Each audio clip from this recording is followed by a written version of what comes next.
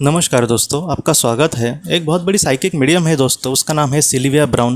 ये जो Sylvia brown है, इसने मतलब अपना एक अनुभव कहा है। एक जो उसका अनुभव है हम सबके लिए बहुत ज़्यादा मतलब कुछ सीख देने वाला है। वो हमसे ये कहती है कि एक जगह से वो एक बार जा रही थी, थोड़ा सा खेत जैसी वो जगह थी, और वहाँ पर दोस्तों वो जब जा रही थी वहाँ पर उसको एक आत्मा दिखी।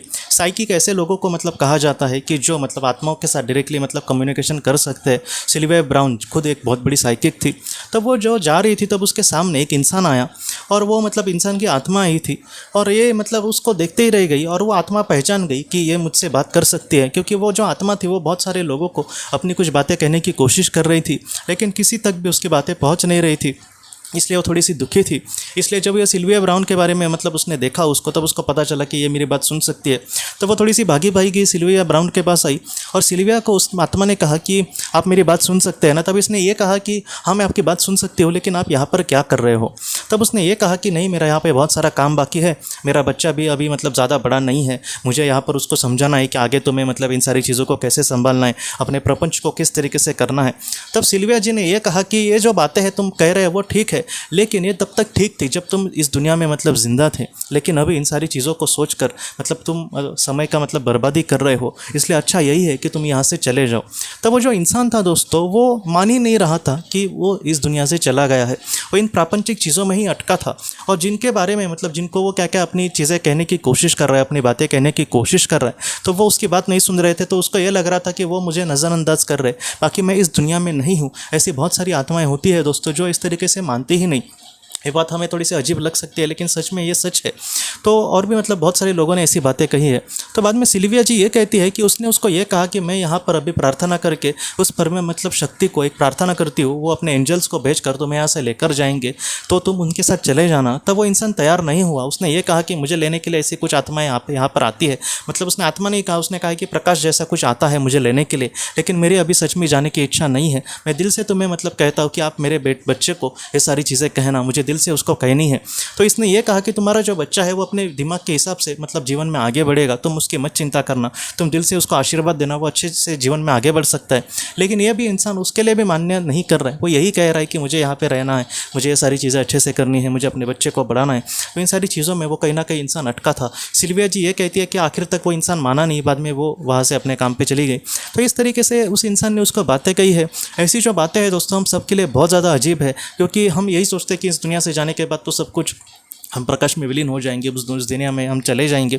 लेकिन दोस्तों ये साधारण इंसान के साथ होता है, या फिर उच्च स्तर की जो आत्माएं होती है उनके साथ होता है। लेकिन ऐसे जो लोग दोस्तों जो मध्यम स्तर में हैं, और जो बहुत ही ज़्यादा अटके हैं पृथ्वी से, पृथ्वी के जीवन से, जो दिन भर मतलब मुझे कैसे चार चीज़ें मिलेंगी, जो दिन भर मैं अपने परिवार को खुश रखना चाहता हूँ, जो दिन भर मतलब काम क्रोध लोभ में ही लिप्त होते हैं, ऐसे जो लोग दोस्तों उनको मतलब जो आध्यात्मिकता में वो ज़रा भी रुचि नहीं देते, ऐसे जो लोग हैं वो बहुत बार दोस्तों समाज में मतलब इस प्रापंचिक चीज़ों में ऐसे ही अटके रहते हैं।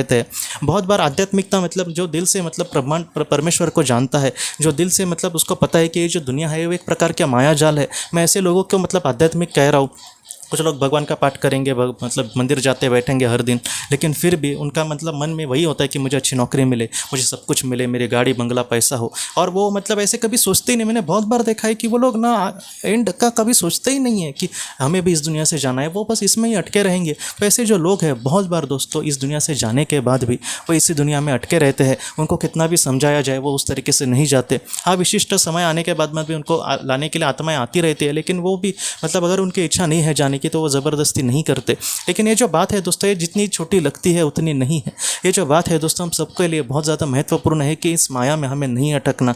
ये जो माया है वो बस और बस हमें दुख ही देगी। अगर कोई इंसान इस दुनिया से जाने के बाद भी यहाँ पर इस दुनिया में रहेगा, फिर भी दोस्तों उसका निगेटिव जो कर्म है, नकारात्मक कर्म, वो अपने आप धीरे धीरे बढ़ते जाएगा, ऐसे मतलब इस पर ऋतु ने कहा है। इसलिए इंसान जब इस दुनिया से चला जाएगा उसके लिए पृथ्वी पर रहना ये अच्छी बात नहीं है। यहाँ पर हमेशा के लिए हम नहीं आए, और हम जब तक है तब तक हम कुछ अच्छा ही काम करें, जब तब तक हम काम क्रोध लोभ से कहीं ना कहीं कोसों दूर जाने की कोशिश करें। जहाँ पर इसकी ज़रूरत है उसका इस्तेमाल करना। जैसे लोग हो उसकी कहीं ना कहीं एकदम ही ज़रूरत नहीं है। ऐसे नहीं, अगर हम एकदम 0% किसी में लोभ हुआ तो वो काम पे नहीं जाएगा, तो अगर काम पे नहीं जाएगा तो उसका घर नहीं चल सकता। मतलब थोड़ा बहुत ये सारी चीज़ें महत्वपूर्ण ही है, काम क्रोध लोभ।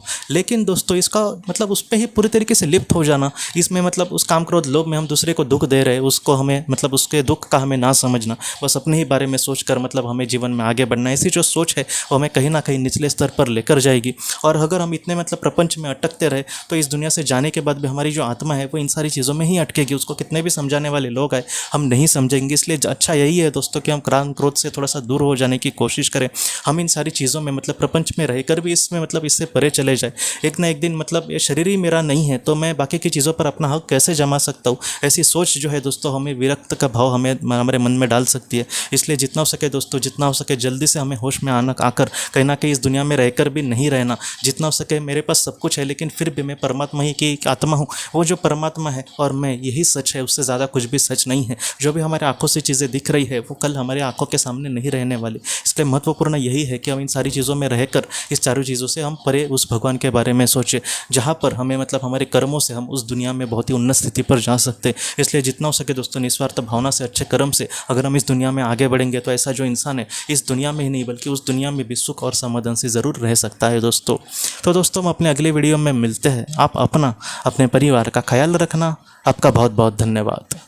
अगर आपने किसी अपने को खोया है और अगर आप किसी जेन्युइन भरोसेमंद थेरेपिस्ट की तलाश कर रहे जो आपके अपनों के संदेश आपको दे सके तो आप इस नंबर पर व्हाट्सएप मैसेज कर सकते हैं। हम जितना हो सके आपको किसी अच्छे थेरेपिस्ट के बारे में बताने की कोशिश करेंगे जो आपको बहुत ही अच्छे से संदेश दे और आप अपने जीवन में आगे बढ़ पाए। आपका बहुत बहुत धन्यवाद।